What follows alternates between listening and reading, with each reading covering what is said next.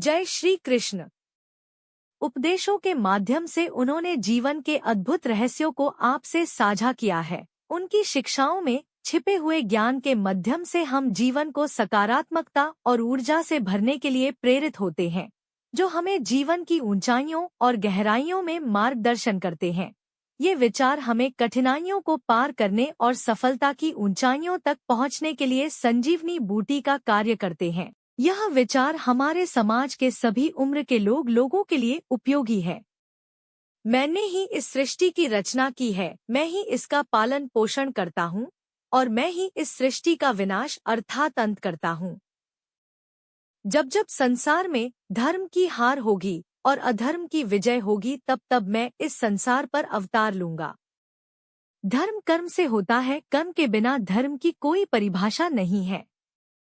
हमारी आस्था की परीक्षा तब होती है जब हम जो चाहे वो हमें न मिले और फिर भी हमारे दिल से प्रभु के लिए शुक्रिया ही निकले। लोग अक्सर सच कहने से बचते हैं या डरते हैं, पर सत्य कभी छुप नहीं सकता और नहीं कभी मिट सकता है। कितना भी छुपा लो पर सच तो उजागर हो ही जाएगा। अहंकार से इंसान की प्रतिष्ठा, वंश, वैभव तीनों ही समाप्त हो जाते हैं। आत्मा अमर है, इसलिए मरने की चिंता कभी मत करो। आत्मा का अंतिम लक्ष्य परमात्मा से मिलन होता है। सत्य कभी भी नष्ट नहीं हो सकता।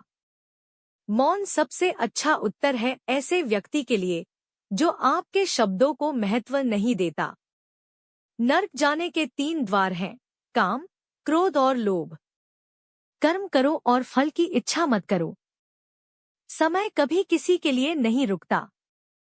व्यक्ति जो भी चाहे वह बन सकता यदि वह विश्वास के साथ इच्छित वस्तु पर लगातार चिंतन करे।